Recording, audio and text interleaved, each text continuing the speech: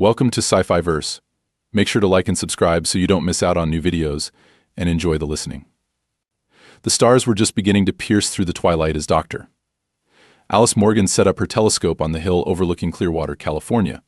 It was a small town, but from here the entire universe seemed to open up before her. As the leading astrophysicist at the Pacific Space Observatory, Alice spent countless nights searching for answers among the stars, but tonight felt different. Tonight, something was coming. A deep unease had settled over her ever since she received the coordinates from a colleague in New Mexico. The strange signal they detected was moving rapidly toward Earth. It wasn't just the speed that was unusual, but the signal itself a series of organized, intelligent frequencies unlike any cosmic noise they'd encountered before. Alice's fingers trembled slightly as she aligned the telescope. Her eyes widened as the image on her screen sharpened a sleek, metallic object hurtling through space at an impossible speed. It was no asteroid or space debris, this was something far more advanced. Her pulse quickened. This can't be, she whispered, fumbling for her phone. She needed to call Dr. Bernard, the director of the observatory. He had to see this. Before she could dial, a blinding flash lit up the night sky, followed by a deep, resonant hum that shook the ground beneath her feet. Alice looked up, her heart racing, as the object decelerated, hovering just beyond the atmosphere, silent and foreboding. It was as if time itself paused. A voice, if it could be called a voice, echoed in her mind. It was calm, melodic, yet utterly alien. We come in peace, inhabitants of Earth. We seek knowledge and friendship. Alice staggered back, dropping her phone. The voice bypassed her ears entirely, resonating directly within her mind. It was soothing, but the very fact that it had invaded her thoughts filled her with dread. Within moments, the message was relayed to every human on Earth. Televisions, radios, and smartphones crackled with static before displaying the same serene image of a peaceful starship hovering above the planet. The world was no longer the same. 3 days later, the alien ship landed. It touched down in the vast desert near the Grand Canyon, a remote location chosen to minimize human casualties should anything go wrong. The governments of the world had formed an unprecedented coalition to address the visitors. Military forces from the United States, Russia, China, and other nations surrounded the landing site, their weapons trained on the alien craft, ready for anything. But the air was thick with tension, not hostility. Alice was among the select few scientists and diplomats invited to the landing site. As she stood next to Dr. Bernard, she felt the weight of the moment pressing down on her. The silence was oppressive, and the stares of soldiers and scientists only amplified her anxiety. As they waited, Alice's mind raced through the past few days. The media had whipped the public into a frenzy, speculating on the visitors' intentions. Some feared an invasion, while others believed it was the dawn of a new era. Alice found herself torn between excitement and caution. Something about this didn't feel right. Suddenly, a soft hiss broke the silence. A door appeared on the side of the ship, seamlessly sliding open. A ramp extended to the ground, and from the shadows emerged figures that were both familiar and foreign. The aliens were tall and slender, their skin a pale, iridescent blue that shimmered under the desert sun. Their faces were delicate, almost ethereal, with large, almond-shaped eyes that exuded kindness. They wore simple, flowing garments and moved with an otherworldly grace. The leader of the group stepped forward, her eyes locking onto Alice with an unsettling intensity. "We are the Solari," she said, her voice soft yet resonant. "I am Luriel, the emissary of our people. We have come to learn from you, to share our knowledge, and to forge an alliance between our worlds." Dr. Bernard stepped forward, clearing his throat. "I am Dr. Bernard, director of the Pacific Space Observatory. We welcome you to Earth. But we must ask, why now? Why have you chosen to contact us?" Luriel smiled a serene, disarming smile. "We have been watching your world for many of your cycles. We have seen your progress, your struggles, your triumphs. We believe now is the time for our peoples to meet, to grow together." Alice felt a strange mix of emotions. The Solari were peaceful and intelligent, seemingly eager to cooperate. But there was something about Luriel's gaze, something about the way she seemed to peer into Alice's very soul, that made her uneasy. As the conversation continued, diplomats from various countries stepped forward, introducing themselves, asking questions, and beginning the delicate process of establishing interspecies relations. But Alice's focus was elsewhere. She caught sight of something that made her blood run cold. Baxter, her cat, had slipped out of her bag and was prowling near the alien ship. Baxter, she hissed, her heart racing. The last thing she needed was her curious cat causing a diplomatic incident. But when she tried to approach him, Baxter's reaction surprised her. His fur bristled, and a low, guttural growl rumbled from his throat. Alice had never seen him act this way. It sent a shiver down her spine. She quickly scooped him up, feeling his tense, rigid body against her. "I'm so sorry," she said, glancing nervously at Luriel, who remained unfazed. "It is no trouble," Luriel replied with a gentle smile. "We understand your bond with your companion creatures. We have observed this in your species. Your pets, as you call them, are curious beings." "Doctor," Bernard interjected, "you might want to be cautious around our animals. They can be unpredictable." Alice nodded, trying to calm Baxter, but he continued to hiss, his eyes locked on the Solari ship. It was unnerving, and she couldn't shake the feeling that Baxter knew something they didn't. The following days were a whirlwind of meetings, negotiations, and scientific exchanges. The Solari shared their advanced technology with humanity, demonstrating incredible feats of engineering, medicine, and energy production. Diseases that had plagued humanity for centuries were cured overnight. Poverty and hunger were addressed with technology that seemed like magic. But Alice's unease grew. Baxter's behavior had become increasingly erratic since the Zolari's arrival. He would hiss and growl at seemingly nothing, his eyes always fixed on the Zolari ship whenever it was in view. And he wasn't the only pet behaving strangely. Reports trickled in from around the world: dogs barking at empty spaces, birds refusing to sing, cats becoming aggressive for no apparent reason. Alice voiced her concerns during a meeting with Dr. Bernard and the other scientists. "There's something about these Solari that's affecting our animals," she said, her voice tinged with worry. "Baxter hasn't been himself since they arrived. And it's not just him, there are reports from all over." "Doctor." Bernard looked skeptical. "Alice, I understand your concern, but we're dealing with an advanced species here. It's unlikely that our pets could sense something that we, with all our technology, cannot." Alice's frustration bubbled over. "But what if they can? Animals are more sensitive to certain things than we are. What if they're picking up on something we're missing?" Dr. Ramirez, a behavioral scientist, nodded thoughtfully. "It's possible. Animals have been known to sense earthquakes before they happen, and they can detect environmental changes we're oblivious to. It wouldn't be the first time they've noticed something we haven't." Doctor. Bernard sighed, clearly torn. "Even if that's true, what are we supposed to do? We can't exactly tell the Solari to leave because our pets are uncomfortable." Alice's determination hardened. "We can investigate. We need to understand what's going on, and if our animals can help us do that, then we should pay attention." "Doctor." Bernard hesitated, then nodded. "All right, Alice, look into it. But be discreet. We don't want to alarm our guests." Alice left the meeting with a mix of frustration and resolve. Something was wrong, and she was determined to find out what. That evening, Alice sat in her quarters, poring over the data she had collected from the Solari's technology. Baxter sat on the desk beside her, his tail flicking back and forth with agitation. He hadn't calmed down since their return from the landing site, and Alice's concern was growing. As she worked, her computer beeped with a new notification. It was a report from a colleague in New Mexico, detailing strange energy readings near the Solari ship. The readings were similar to those Alice had noticed but hadn't fully understood. "Baxter," she muttered, reaching out to scratch his head, but he recoiled, his eyes fixed on the screen. "What's wrong with you?" Suddenly, Baxter leapt off the desk, darting toward the door. He scratched at it frantically, as if desperate to escape. What the Alice followed him, opening the door to let him out. But instead of running off, Baxter crouched low to the ground, his ears flattened as he stared down the hallway. Alice's heart raced. She knew that Luke Baxter had seen something, but there was nothing there. Just the empty corridor. Or so it seemed.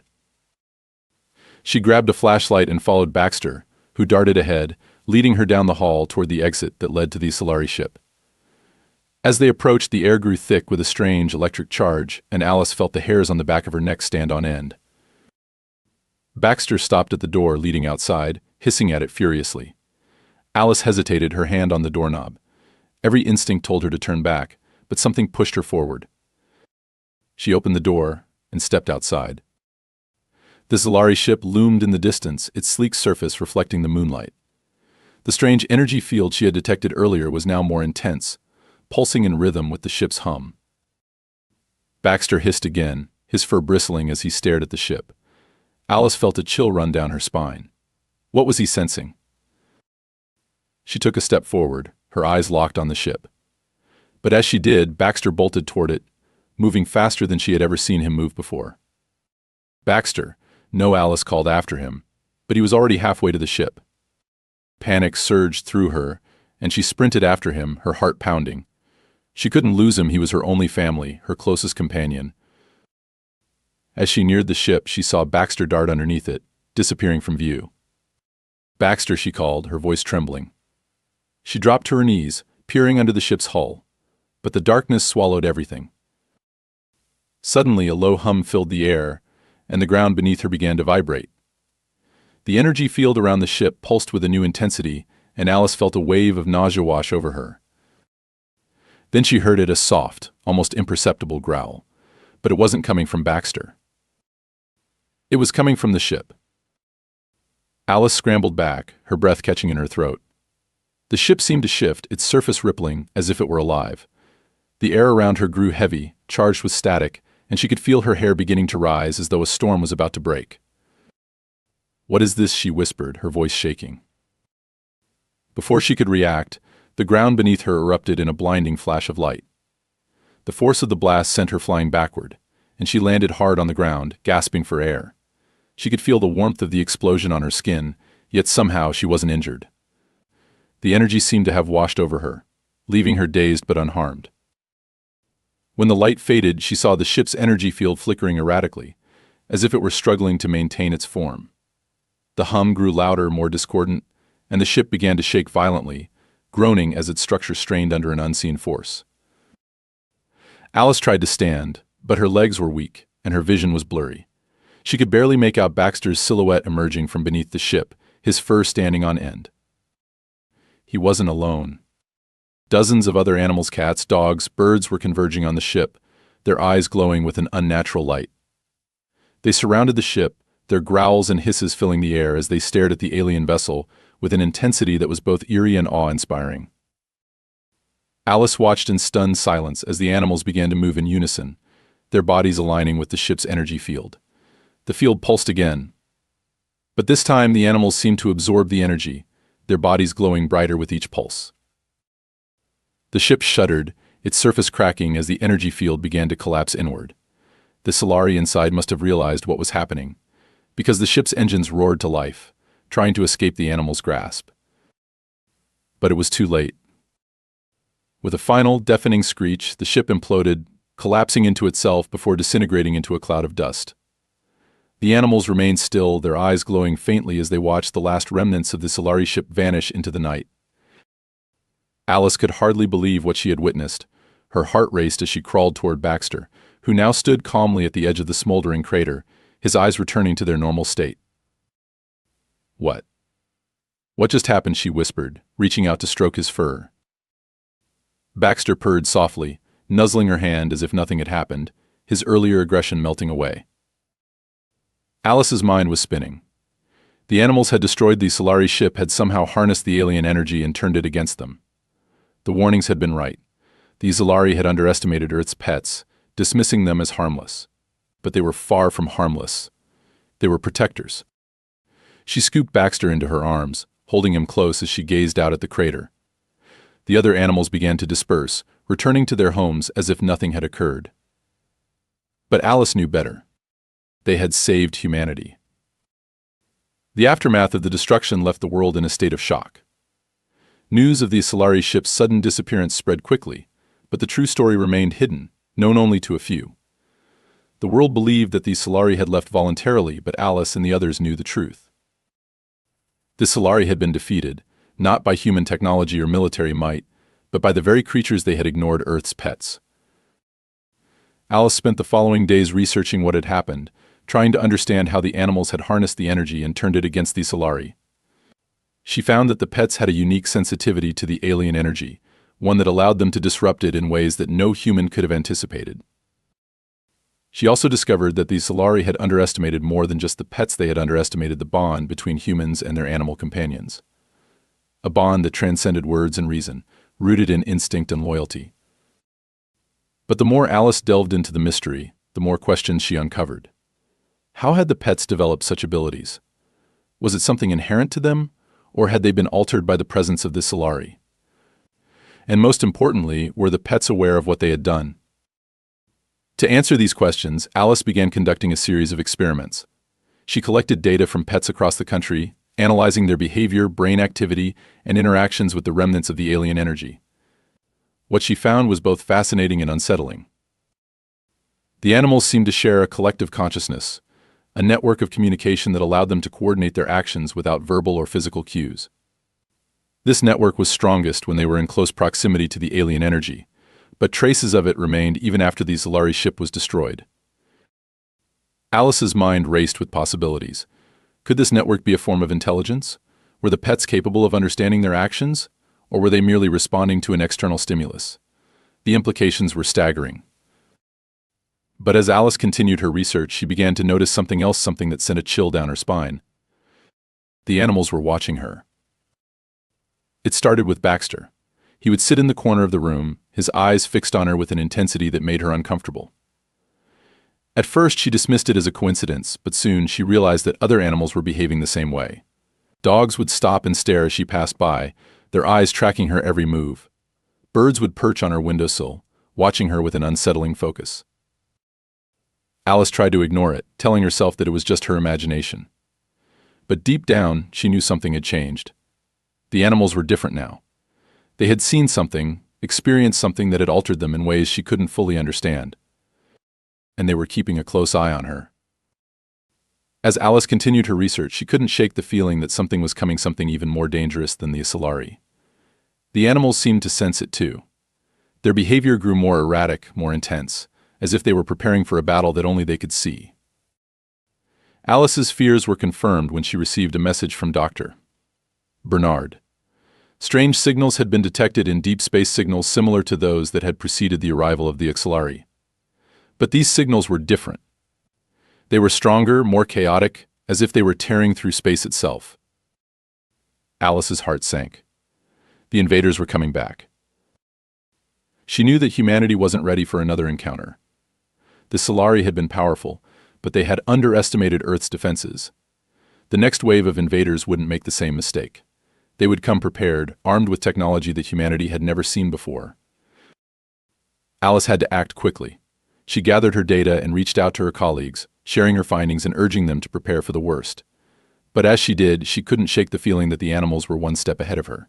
They knew what was coming, and they were ready to fight. Baxter was particularly restless. He would pace around the house, his eyes constantly scanning the horizon. At night, he would sit by the window, staring out into the darkness as if waiting for something. Alice tried to comfort him, but she knew that he was preparing for a battle that she couldn't comprehend. The tension in the air was palpable as the days passed. The signals from space grew stronger, closer, and the world braced itself for the inevitable. Governments around the globe mobilized their military forces, preparing for an invasion that seemed increasingly likely. But as the world waited in fear, the animals remained calm, focused. They had a plan, a strategy that Alice could only guess at, and she knew that when the time came, they would be ready to defend the planet once more. The invasion began in the early hours of the morning. Alice was jolted awake by a deafening roar that shook the walls of her house. She stumbled out of bed, her heart pounding as she tried to make sense of the chaos around her. The sky outside was lit up with flashes of light, and the air was filled with the sound of distant explosions. Baxter was already at the door, his fur bristling as he stared out into the darkness. Alice followed his gaze, and what she saw made her blood run cold. Massive ships, unlike anything she had ever seen, were descending from the sky. They were sleek and angular, their surfaces bristling with weapons that glowed with a malevolent energy. The invaders had arrived, and they were here to finish what the Solari had started. Alice knew that there was no time to waste. She grabbed her laptop and rushed outside, Baxter following close behind. The streets were filled with people running in panic, their faces twisted in fear as they tried to escape the destruction raining down from above. But as Alice looked closer, she realized that not everyone was running. Scattered among the crowd were animals, cats, dogs, birds standing still, their eyes fixed on the approaching ships. They were waiting, just like Baxter had been. Alice's heart raced as she realized what was happening. The animals were preparing to fight back, just as they had before. But this time the stakes were higher.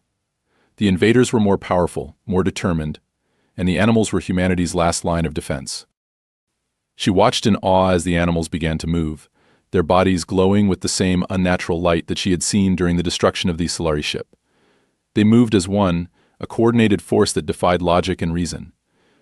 It was as if they were connected by an invisible thread, a network of communication that allowed them to anticipate each other's actions. The first wave of invaders didn't stand a chance. As the ships descended, the animals unleashed a barrage of energy that tore through the alien defenses. The ships exploded in midair, their fragments raining down on the city below. But the invaders were relentless. For every ship that fell, two more took its place. The sky was filled with a dizzying array of lights and explosions as the battle raged on.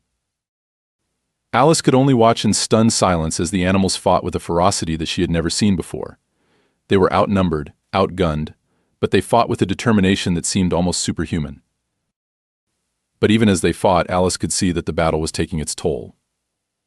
The animals were growing weaker, their movements slower, as the invaders pressed their advantage. The glow in their eyes was fading, and Alice knew that they couldn't keep this up forever. Baxter was among them, his small body darting between the legs of the larger animals as he fought to hold the line. Alice's heart ached as she watched him, knowing that there was nothing she could do to help. The invaders were closing in, their ships descending lower and lower as they prepared for the final strike. The animals were surrounded, their backs against the wall, and Alice knew that the end was near. But just as all hope seemed lost, something miraculous happened. The sky above them split open, and a beam of light descended from the heavens, bathing the battlefield in a warm golden glow. The animals paused, their eyes wide with wonder as the light washed over them. And then, they began to change. Their bodies glowed brighter, their movements faster and more precise. The invaders faltered, their ships stuttering as they tried to react to the sudden shift in the battle. Alice watched in awe as the animals fought with renewed strength, their attacks more coordinated, more devastating. It was as if they had been given a second wind, a new surge of energy that allowed them to turn the tide of the battle. The invaders were overwhelmed, their ships torn apart by the relentless assault. One by one, they fell, their fragments disintegrating into the air as the animals pressed their advantage. And then, it was over. The last ship exploded in a blinding flash of light, and the battlefield fell silent. The animals stood victorious, their bodies still glowing with the energy that had saved them. They had done it. They had defeated the invaders and saved humanity once again. In the aftermath of the battle, the world was left to grapple with the reality of what had happened. The animals had once again saved humanity from an alien threat, and the implications of their actions were staggering. Governments and scientists around the world scrambled to understand the phenomenon, but the answers remained elusive. The animals had tapped into a power that defied explanation, a force that seemed to exist beyond the realm of human understanding. Alice continued her research, trying to piece together the puzzle. She spent countless hours analyzing the data she had collected, searching for any clues that might explain the animals' abilities. But no matter how hard she tried, the answers remained just out of reach. The animals themselves offered no insight. They had returned to their normal behavior, their eyes no longer glowing with the unnatural light that had saved them. It was as if they had forgotten the battle, or perhaps they had simply moved on. But Alice knew better. She had seen the way they had fought, the way they had coordinated their actions. They had saved the world, and she was determined to understand how. As the weeks passed, Alice found herself spending more and more time with Baxter. He had been her companion through it all, and she felt a deep sense of gratitude and love for him. But she couldn't help but wonder if he knew more than he was letting on. One evening, as they sat together by the window, Alice reached out to stroke Baxter's fur. "You saved us," she whispered, her voice filled with emotion. "You and the others. How did you do it?" Baxter purred softly, nuzzling her hand as if to reassure her. But his eyes, those deep, knowing eyes, seemed to hold the answers she sought. Alice sighed, leaning back in her chair as she gazed out at the stars. "I wish I could understand," she said softly. "I wish I could know what you were thinking, what you were feeling." Baxter remained silent, his gaze never leaving hers. And in that moment, Alice felt a connection that went beyond words, beyond logic or reason. It was a connection rooted in trust, in love, in the bond they shared. Perhaps that was the answer she had been searching for all along. The world might never fully understand what had happened, how the animals had saved them. But Alice knew that it didn't matter. What mattered was that they had fought, they had protected, and they had won. And that, she realized, was enough. As the world began to rebuild in the wake of the invasion, a new era of cooperation and understanding emerged. Governments, scientists, and civilians alike were united by the knowledge that they were not alone in the universe, and that Earth's true protectors were far closer to home than anyone had realized. Alice's research took on a new focus. She began working with teams of scientists and animal behaviorists to study the unique abilities that Earth's pets had displayed during the invasions. What they discovered was nothing short of groundbreaking. The animals had a heightened sensitivity to certain frequencies and frequencies that were closely aligned with the signals emitted by the Solari and the invaders. This sensitivity allowed them to detect and respond to the alien threats in ways that humans could not. But more than that, the animals possessed a unique form of communication, a telepathic network that allowed them to share information and coordinate their actions. This network was not limited to a single species. It extended across the animal kingdom, linking cats, dogs, birds, and even marine life in a complex web of communication. Alice was fascinated by these discoveries, but she was also aware of their implications. If the animals had developed these abilities in response to the alien threats, what did that mean for the future? Were they evolving to protect the planet from further invasions? And if so, how would humanity fit into this new dynamic? These questions weighed heavily on Alice's mind as she continued her work. She knew that the world had changed in ways that were still being understood, and that humanity's relationship with the animals had entered a new and uncharted territory. But she also knew that they had to be prepared. The invaders had been defeated, but there was no guarantee that they wouldn't return or that other threats wouldn't emerge. Humanity had to be ready to face whatever challenges lay ahead, and that meant working with the animals, not against them.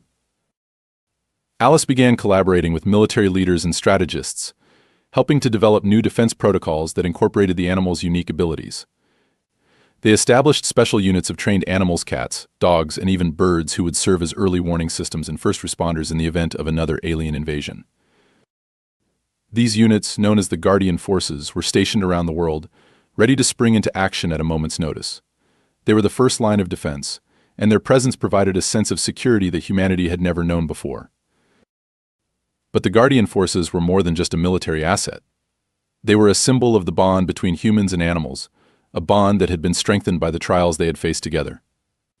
They represented hope, resilience, and the belief that even in the darkest of times there was always a way forward,